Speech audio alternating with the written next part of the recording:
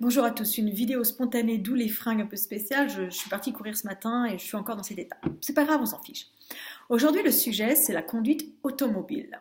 Euh, J'étais une conductrice agressive. Il y avait plein de choses qui se mettaient en place quand je passais derrière le volant. Pourtant, ma première voiture, c'était une petite Opel Corsa. J'avais pas un super engin, mais alors moi je défonçais tout quoi.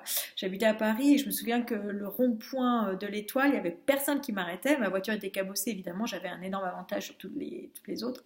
Mais j'étais vraiment agressive. J'avais beaucoup de frustration à l'idée de laisser passer quelqu'un devant moi ou quand quelqu'un accélérait et passait, forçait.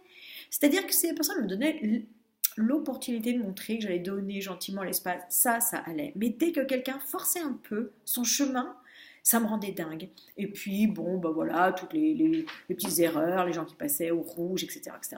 J'étais vraiment quelqu'un qui se mettait en colère, qui vivait des tensions très fortes et qui conduisait super mal. Comment j'ai changé ça? Très simplement, à force d'entendre mon partenaire me parler de son plein et combien de kilomètres il faisait avec son plein, j'ai décidé de m'inspirer de sa méthodologie qui est basée sur un principe écologique. Combien de kilomètres je peux faire avec mon plein? Et vraiment, je le pousse, je le pousse, je le pousse jusqu'aux dernières limites, jusqu'où je peux aller avec un plein. Donc, tout de suite, sur l'autoroute, moi, maintenant, je fais 120.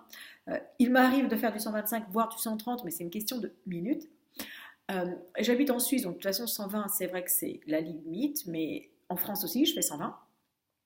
Je fais plus d'accélération au démarrage.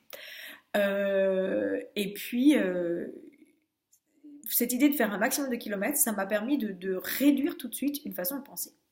Pour vous aider à arrêter de croire que, pour ceux qui sont comme ça, pour arrêter de croire que quand vous êtes dans votre voiture symbolise votre intelligence, votre ascension, votre puissance, voire votre supériorité, je vais vous expliquer deux, trois petites choses que, à mon avis, il est bon d'avoir à l'esprit. Premièrement, quand vous accélérez et que vous grillez quelqu'un, ce que vous venez de faire le jeu de Total, n'est-ce pas? Vous avez bien consommé de l'essence, vous avez bu, et qu'est-ce que vous avez fait? Vous avez enrichi Total et vous êtes appauvri, vous. Vous avez faute sur toutes les cartes, parce que vu de l'extérieur, si je suis un martien, j'arrive, je me dis, mais le mec, il est complètement barré. Deuxièmement, vous, franchement, vous êtes un esclave de votre énervement et puis de Total. Et je vous inviterai à réfléchir encore plus à quel point il y a un côté esclavagiste. C'est que Total, lui, quand il transporte des choses, il ne prend pas soin de comment il transporte les choses. On connaît les marées noires, etc.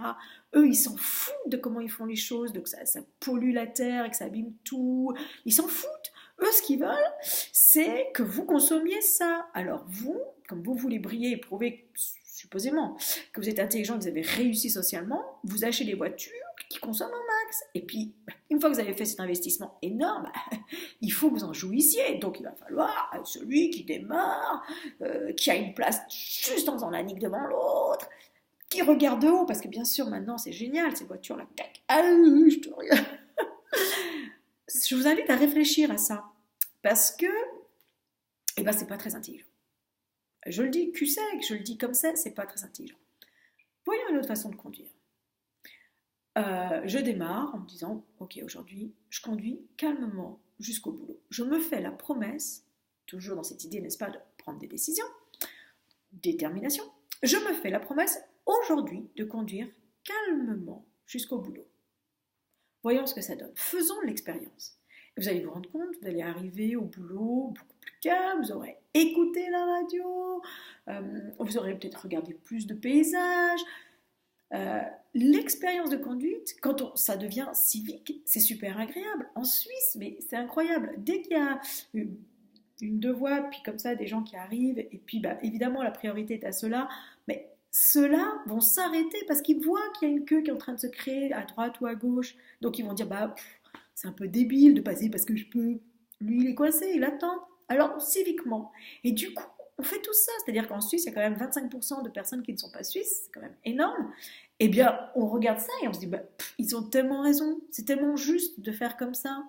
Et je vous assure que si vous commencez à faire ça, eh bien, les autres vont commencer à le voir. Le type dans le village va dire, oh, tiens, c'est bizarre, c'est la priorité. Oh, ça me fait plaisir. Oh, tiens, moi aussi, je vais commencer à faire plaisir.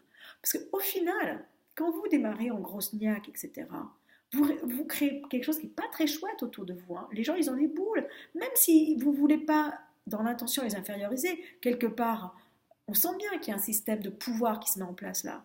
Alors que si, au contraire, vous invitez les gens, même avec des gestes, eh ben, vous créez une synergie absolument différente.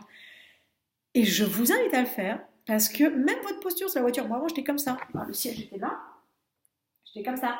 Maintenant, tranquille, doudou. Et là, moi, je sais que j'ai la classe. Je vous envoie tout mon amour. Avec sagesse.